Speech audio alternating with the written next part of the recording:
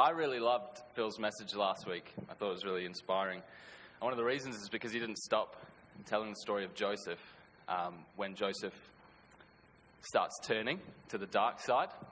I remember the first time I heard that story, I went back and furiously started looking through my kid's Bible to try and find the point where Joseph tries to betray and sort of sell his brother into slavery to get revenge for all the bad things that happened. It wasn't there. So I felt like I was being cheated, like what's going on? This Joseph is a scumbag. But it turns out it's all good in the end. But oftentimes you miss the bit in the middle because it's difficult to have a biblical character, particularly because they're supposed to be the best ones, that go through moments of darkness and corruption that are very similar to what we often go through ourselves. Partly, I mean, we don't want to make it to be too bad, but partly I think it reflects in some sense the kind of idolization of our own culture, where we prefer to be able to look to people without their mess and without their darkness and without all that stuff, because it makes us feel like the world is okay. And when we start to see those people in all of their chaos, we feel like everything else is in chaos. And so there's a kind of a destabilizing aspect to the scriptures when we realize that all of our heroes actually carried as much darkness as they did light. But welcome to the story of humanity. And so we're going to continue our discrediting of biblical characters. I'm kidding. We're going to continue our honest look into the scriptures to evaluate and just gaze into the eyes of those who have come before us in ways that don't neglect the things that they've struggled with and that challenge them. And what I'm going to do today is stop at the point where everything gets better, because why not? That'd be great. And so we're going to have a look at Moses today. Let me introduce you to him if you're not familiar with him. This is how most people see Moses: perfectly manicured beard, big sort of stance, carrying the stone tablet, which looks pretty heavy, so he probably lifts. And everybody's sort of waving and looking at him, and it's good, right? Wrong. Let's have a look at the story from its beginnings. And many of you are familiar with this story, but what I want to do is just track Moses from the beginning, from where he came from his origins, from sort of the early part of his life, before he gets to the place where this photo was taken, and everything is okay. I want to find those moments where he's wrestling and where he's struggling, and hopefully in the middle of that we can find a point of connection. I imagine that there'll be at least one moment where we look at his life and we go, that's very similar to my life. And this is the real power of the scriptures, I think. A lot of people, when you turn to the Bible and you see horrific things, you go, well, there's something in that is good. There's something in that is God. God's going to bring that and turn this genocide or this rape or this murder into something good. But the witness and the power of the scriptures isn't that all of that stuff gets turned into good, but it's that it's in there in the first place, and that you can actually read it and go, what on earth is happening? And immerse yourself into that story and realize that it's not dissimilar to our story. But like Phil said last week, we have one big story of redemption with a lot of other stories of sort of mini redemption along the way. And redemption comes because of God, not because of us. And that's the beauty of the story. But let's not neglect the moments where we take over the story and it turns into a story that it was never meant to be, I think. And let's not read over the challenging parts of scriptures and go, oh, well, because it's in the Bible, God must have meant for that to happen. I think there's many times where you look at things and go, no, that was never supposed to happen. And that's challenging, especially with the Bible. It's supposed to be true, right?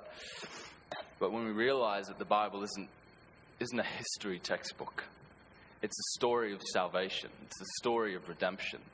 And redemption never comes without brokenness. And so let's have a little read of this guy's story from the very beginning. It says, one day after Moses has grown up, actually this isn't from the very beginning because we only have 30 minutes, remember. He went out to where his own people were and he watched them at their hard labor. And remember, what ethnicity? Who's Moses? Where did he come from? He's a Hebrew, all right? But we know the story from the very beginning. Moses was a Hebrew, but there's a genocide happening as happens. And he gets put into a little basket in the river, drifts down the river, and ends up being raised in an Egyptian palace by the pharaohs. Okay? And so this is where Moses has grown up, and he's very confused. So he went out to where his own people were, and he watched them at their hard labor. He saw an Egyptian beating a Hebrew, one of his own people. Looking this way and that and seeing no one, he killed the Egyptian and hid him in the sand. The next day, he went out and saw two Hebrews fighting, and he asked the one in the wrong, "Why are you hitting your fellow Hebrew?" The man said, "Who made you ruler and judge over us? Are you thinking of killing me as you killed the Egyptian?" And Moses was afraid and thought, what I did must have become known. When Pharaoh heard of this, he tried to kill Moses, but Moses fled from Pharaoh and went to live in Midian, where he sat down by a well. I love how so much is contained in such a little portion of the story. There's a huge expanse of what's going on here. And it's fascinating when you begin to look at the text and you realize that Moses is a confused soul. I think he's in the middle of, to steal a phrase from Chiz, he's in the middle of what we would call an existential crisis. He has grown up as an Egyptian and been raised in a palace filled with wealth. He's been highly educated, but he's come from the Hebrew, okay? He identifies with this people that is experiencing extreme persecution and oppression. And it tells you what he's doing. He's sitting down and watching them at their hard labor. I love this moment in Moses' life. He's sitting and he's watching. And can you imagine the turmoil in your head at that particular point? Imagine identifying with a particular people who are being persecuted and oppressed, and knowing that you are one of them, but that you've been raised in a palace. All the time. I don't think there'd be any one of us living in Perth that wouldn't be able to identify with something like this. Being able to sit at our TVs. Have you ever watched a TV and you're watching a good movie and then an ad comes on and it's a charity ad? And you can't, like Nina loves watching documentaries. I don't know why she loves watching them, because every time I open the door and she's watching a doco, she's like weeping. Like weeping. And she's always like, hey, every time I want to watch a movie, hey, let's watch a doco. I'm like, no, I don't want to watch a doco. Why? Because you weep. And I feel stuff. And I just want to watch two robots killing each other. Right? It's legitimate.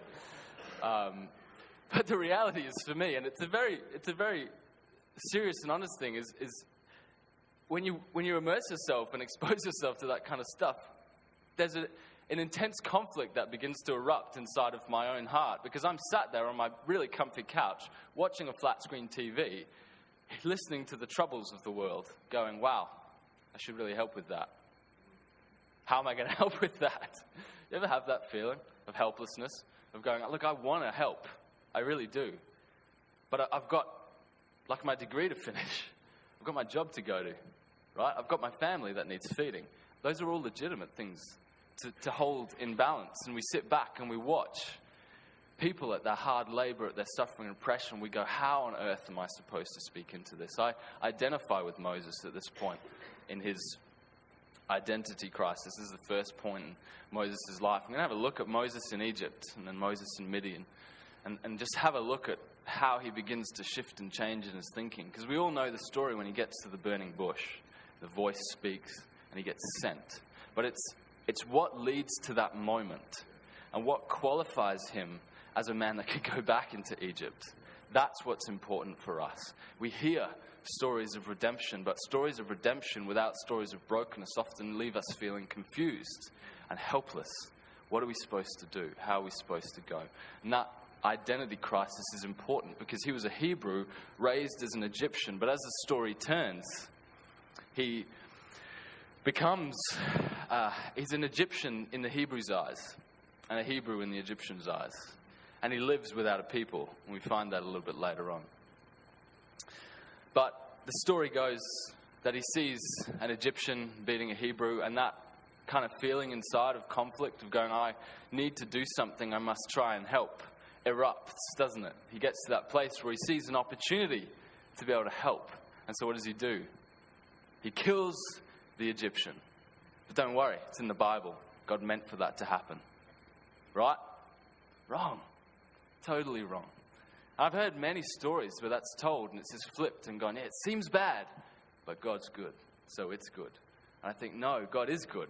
But this was a terrible moment in the life of Moses where his crisis, his identity, is trying to outwork in ways that are very unhelpful. He came from that little baby in the river, fleeing genocide, murder, persecution. And in this moment of crisis, he tries to take back that feeling of control by liberating his people through the same method that they've been enslaved by. And in some way thinking that participation in that cycle of violence is going to help anybody. But I get it. I understand what was going through his heart and soul at that particular point, going, if I can just free this one man, maybe I'll be able to calm myself, calm that feeling of insecurity, that sense of lostness, that sense of confusion. Who am I? But it turns the wrong way, doesn't it? And he's using the wrong methodology. See, he's trying to engage in what we call liberation, but from above. What I mean by that is he lives in a palace. He's highly educated, dressed beautifully, exuding wealth. And in his existential crisis, as he's trying to figure out how can he be a force for good, how can he be a force for liberation, how can he free those people who he so strongly identifies from oppression, but at the same time hold on to that which identifies him as an Egyptian. How can I hold on to my wealth, my prestige, my respect, my honor, my palace, and still achieve that which I know needs to be done? And those two things come together in murder. And he's shamed. We know that because he looks around to make sure no one else was looking. And he buries them in the sand. And then he goes to the Hebrews, who sees two of them fighting, and goes, hey, what are you doing? We're all in this together. What's their reaction? We're not in this together. We are. You're not. Because who's he? He's an Egyptian. Wealth, respect, education. He's saying there's nothing about you that looks like us. You've sat, you've watched us at our hard labor. And then in one moment, you've thought that by killing an Egyptian, you'd somehow set us free. Have you ever tried to heal the world? Have you ever felt so guilty about the state of the world that you've thought, I'm going to just give like $1 billion. Probably none of us have done that, but I'm going to give, right? I'm going to click the button online and get it's good, right? I'm going to get involved in some small way. I'm going to change the world, damn it.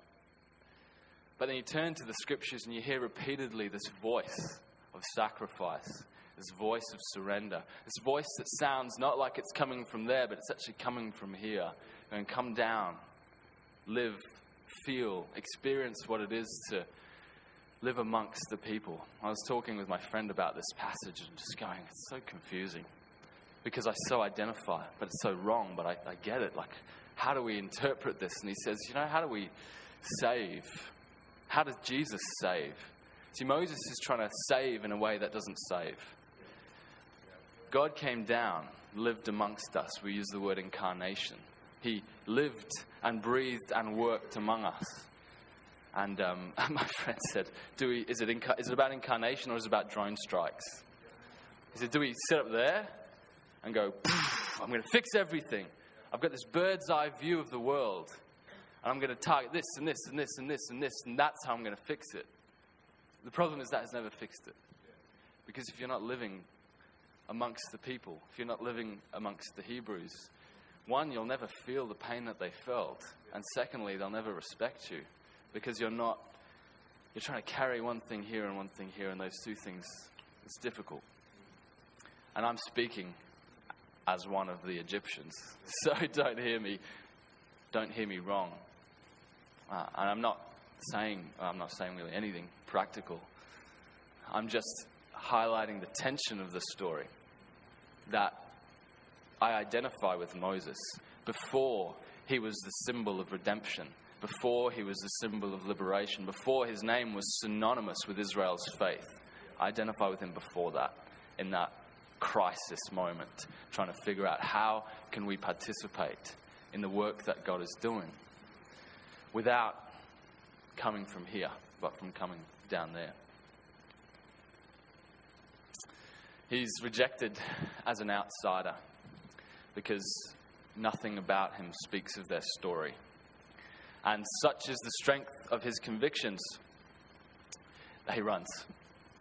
At the moment he realizes that what he's done has become public knowledge, So I don't know whether at some point he saw himself as an icon of their liberation. Saying, I killed this guy. When he goes to the Hebrews, he was kind of going, hey, break it up. Do you not know what we can do? Maybe he was trying to start some kind of revolution. And he realized that it was public knowledge what he'd done and the impact that was going to have on his stature, his wealth, his position. And such was the strength of that conviction that he bolts, runs away. Why? He's terrified. He's terrified. He was this lost, confused. It was terrifying. I would be terrified. So, yeah, story of hope. It continues. Now, a priest of Midian, so he's come out of Egypt and run to Midian. A priest of Midian had 7 daughters, and they came to draw water and fill the troughs with water for their father's flock. And some shepherds came along and drove them away. But Moses got up and came to their rescue and watered their flock. See, this is an interesting part. This is just an aside. I was reading this and just noting. See, it's interesting the way the story starts. Moses is sat and he's watching his people. Now, when I look at Moses, one of the first things I notice is that he seems to have a fairly unique social vision. So despite growing up in a palace as an Egyptian with wealth and honor and education, he seems to identify at least partly that there is an inequality that is not right. Okay? There is an imbalance of power, there's an imbalance of wealth, and because of his ethnic identity, because he identifies with the people that are being oppressed, he can at least say something is wrong, right? But what he does is he watches. And then when he acts in a way that looks more like Egypt than Israel, right? But here we find he goes into Midian, and one of the first things that he does is he sees something negative happening. He fixes it, but what he begins to do is he begins to help, to put his hands to something, to begin to help them get the water and feed the animals. And it was just fascinating reading through, going, well, there's a bit of a switch happening here from someone who watches to someone who actually helps and engages. Not through violence, but through, well, you need something done, let me try and help you. Let's continue the story. When the girls returned to Reuel, their father, he asked them, why have you returned so early? They answered, an Egyptian rescued us from the shepherds. He even drew water for us and watered the flock. And where is he? Reuel asked his daughters. Why did you let him leave? Invite him to have something to eat.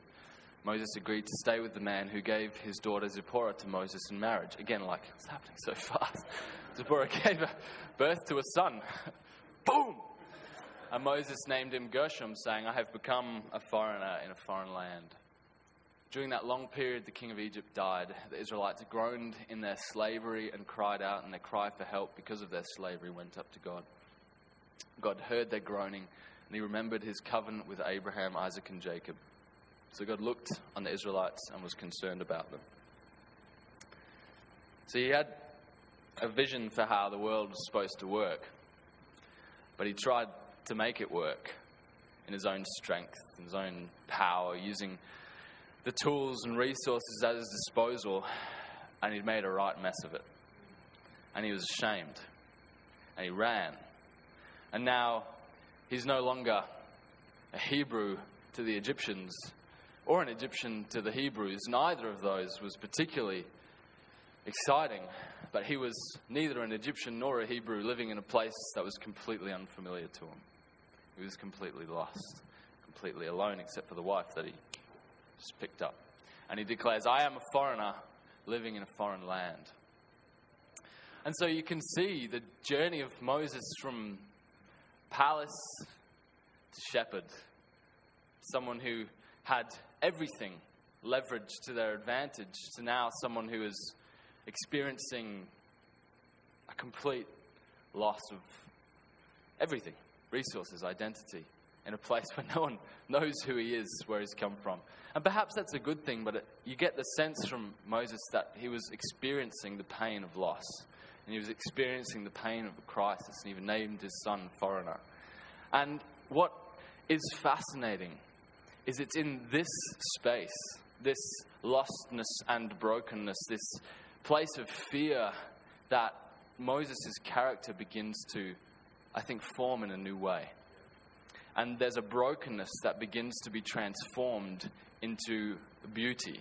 There's a kind of tragedy that is flipped on its head. But it takes the lostness, it takes the aloneness, it takes feeling like a foreigner, like an outsider, to get him to this spot. And perhaps there's a truth in there for all of us, that if we carry ourselves through this life, acknowledging that we're all foreigners in a very strange land. I don't know if you've ever felt that feeling.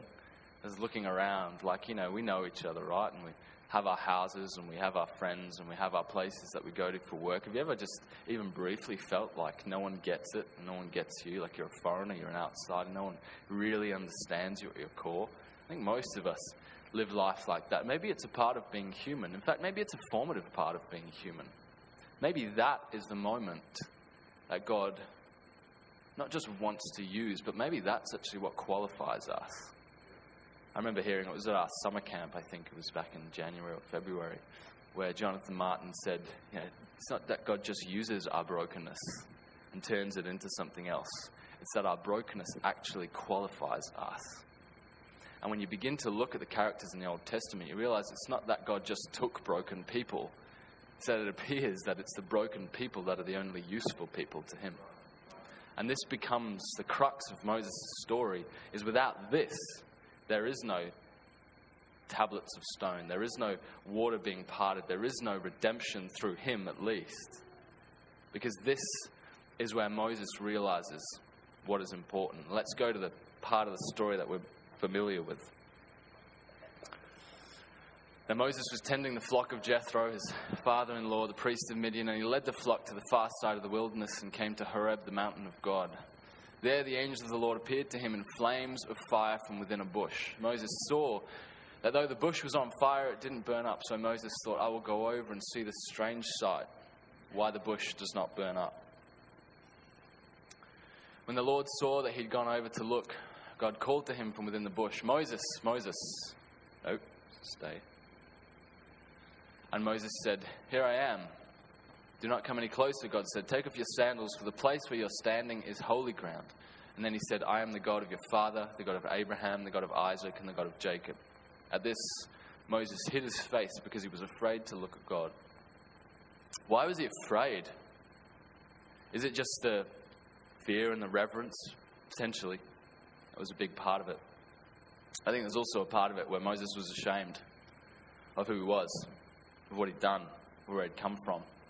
He was in a position where he could have used everything that he had to leverage himself and do something for good, and he'd taken that and abused the name of God by trying to liberate through violence. And he comes face to face with the one who he'd claimed to do it in the name of, and he's ashamed, he's terrified, and he hides his face. Have you ever had that moment? And the Lord said, I have indeed seen the misery of my people in Egypt. I have heard them crying out because of their slave drivers, and I'm concerned about their suffering. I think this is probably one of the most beautiful passages of Scripture. Perhaps one of the reasons that Moses took such great lengths when faced with Egyptian persecution was because he felt like he had a better opportunity than God, or maybe he cared more. I think it's one of the primal questions that we need to deal with as Christians is, does God care more than us? Because if he doesn't, then he's not worthy of worship. And a lot of Christians in our posture towards the poor, and I'm including myself in this, and our posture towards the poor, the oppressed, and even each other, we assume that we care more than God, or at least we act that way. And it's difficult to stop and allow God to act in those moments and allow him to speak. And it's in this moment that we realize that God hears. Even in the moments, consider, they'd been in slavery for how many years at this point? 400. It's not just like a little portion of time. That's a lot of time for anyone that struggles. 400 years they'd been in slavery. I get a bit antsy when I've prayed, and after a week I'm like, come on, I'm not hearing anything. I get disconcerted, going, are you even out there? 400 years. Can you imagine the state of their soul after 400 years of slavery? And here's God going, I've heard, I've seen, I care. I don't know what that is. It's him going, yeah, I agree.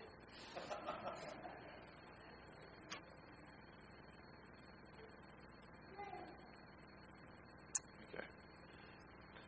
So I have come down to rescue them from the hand of the Egyptians and to bring them up out of that land into a good and spacious land, a land flowing with milk and honey, the home of the Canaanites, Hittites, Amorites, Perizzites, Hivites, and Jebusites, because that's important.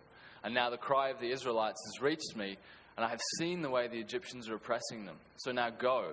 I'm sending you to Pharaoh to bring my people, to the Israelites, out of Egypt. Don't miss this. But Moses said to God, who am I that I should go to Pharaoh and bring the Israelites out of Egypt?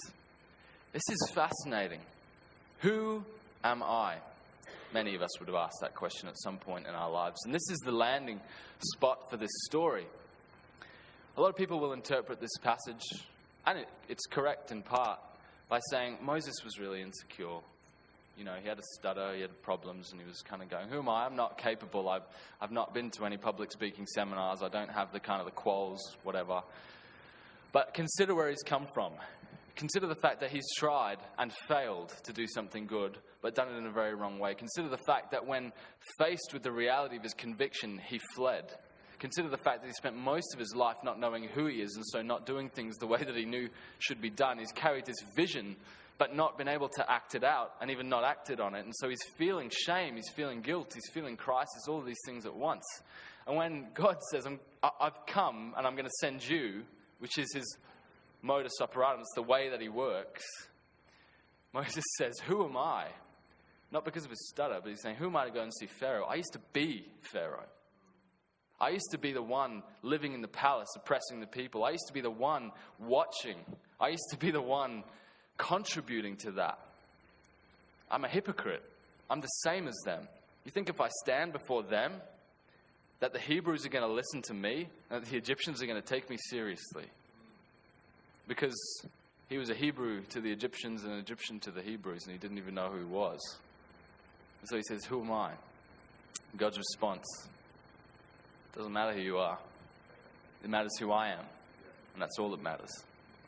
And see, this is why it's so important for us to deconstruct that idea of aspiration in our own lives, in our own souls, in our own idols. Because that sense of wanting to have it all together and realizing that that's what qualifies you is, in so many ways, a lie. Because it tells a lie not just about you, but about God at the same time. It forces you to buy into the lie that you will be qualified when you get things right, when you look a certain way, when you act a certain way, when you've got enough behind you, when you dress like we're supposed to dress on a Sunday, when you have the right education behind you, etc., etc.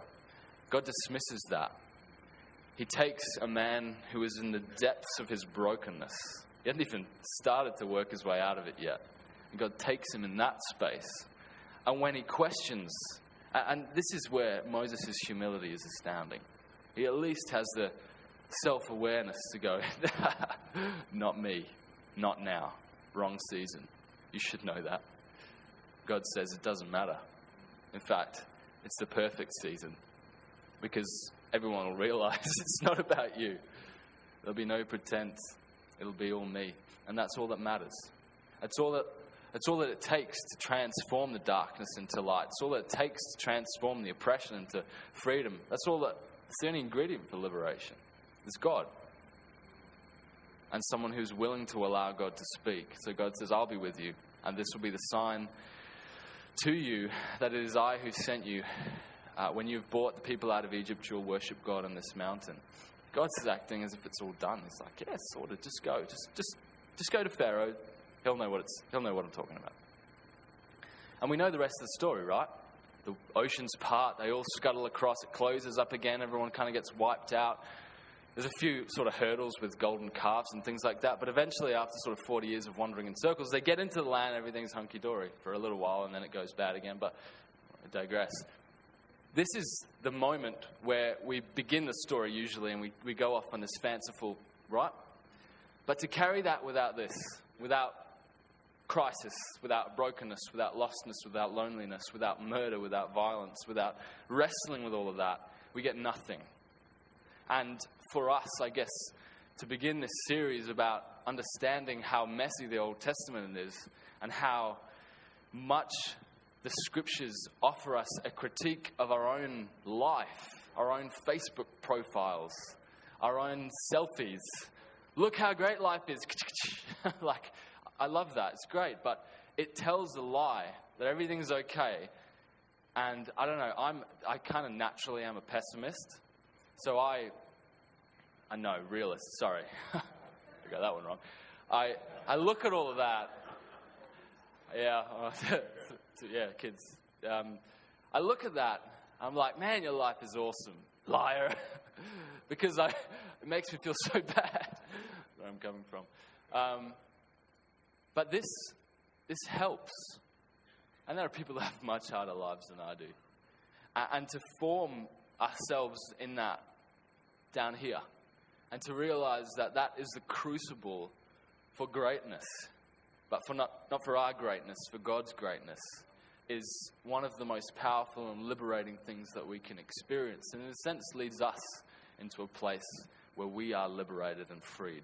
And from that place, we can then begin to go, to be sent, to listen, to lead. That's the qualifying characteristic of leadership, of anything, really. And so that's where I hope I've led you today, to that place where we can come once again, like we do so often in this community, face to face with our brokenness and acknowledge that we're all sinners. And that phrase that we so often throw around, welcome to Sinners Anonymous, is that catchphrase that allows us all to realize that we are the same as Moses in the midst of his crisis. And if you hear anything to the contrary, it's lies.